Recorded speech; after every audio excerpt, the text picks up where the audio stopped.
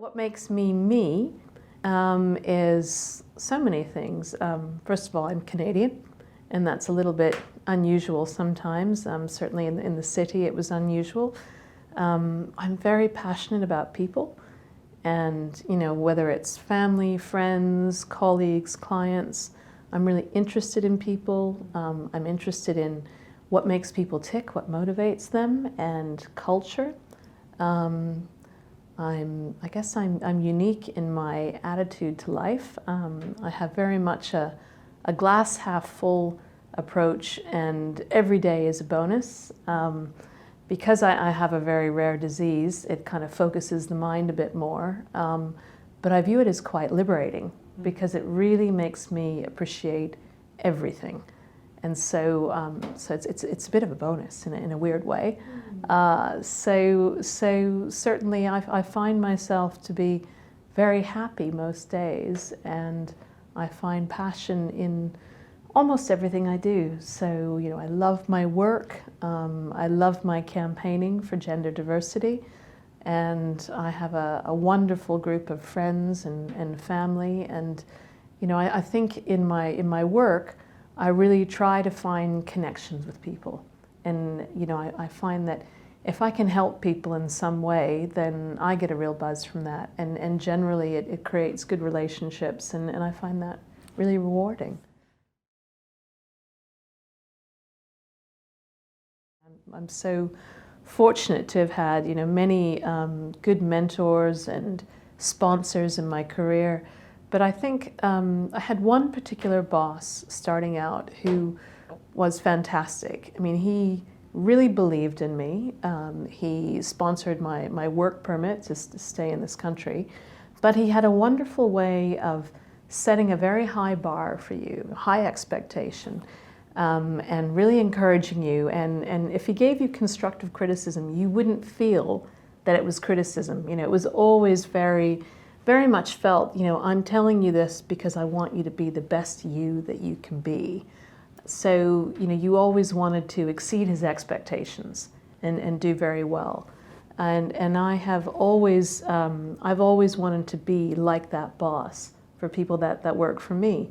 And I think, having a way that you can push people and help them to be their best selves and to do it in a very positive way is really important. And this boss, he always had a smile on his face and a twinkle in his eye. And, we worked very hard, but it was always fun. And, we had a great culture, a great working culture. And that's really resonated and helped me so much. But he's just one of many people. I think about my mother and my grandmother, my family in general.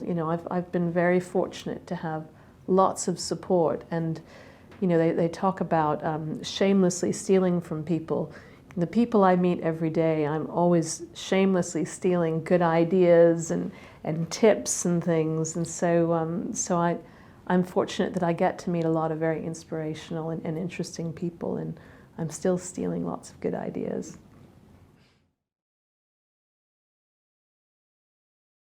Businesses really need to think about attracting diverse talent for so many reasons, and not just because it's a good thing to do. Societally, it's the right thing to do, but commercially, it's important because we all know that if you are in a group of like-minded people, it's very easy to fall into groupthink and to just agree with each other, reinforce each other, and not challenge in a constructive way. We know that there's better innovation when you have more diversity, better problem solving. We know that, from a commercial standpoint, if you better reflect your client base and the communities that you're operating in, you will have greater commercial success. Recently, the 30% Club launched a new campaign and a new report called Are You Missing Millions? And it's about putting a gender lens on everything a company does, from product and service design to marketing, advertising, supply chain. And actually, when we launched last week with a number of CEOs, they said, I think we're missing billions and trillions.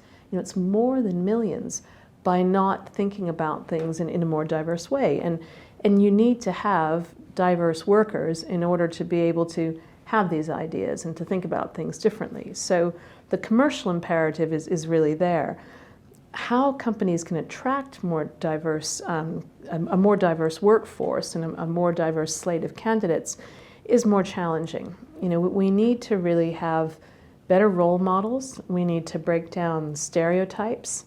We need to get away from thinking there is one way of leading and one type of leader. So I think we need to see a lot of different role models out there. And I think the most important thing is culture and leadership. So, you know, if you don't have authentic leadership from the top and leaders don't believe in the importance of an inclusive culture, then it's not going to happen. And I think, you know, you have companies that will maybe have a very diverse intake, but that culture just doesn't work, and they can't bring those diverse candidates through. They can't thrive.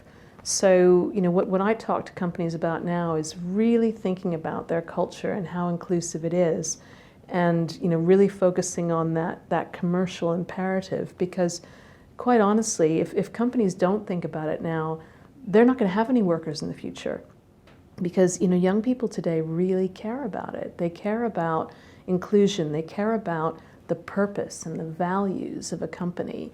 I was with some CEOs this morning, and they were all talking about this as being a really, really important thing for them. And they said, young people today feel like they have a choice. They don't have to stay in a big organization. And if they don't like the values and they don't like the culture, they won't stay. So, you know, I think now people are waking up to this.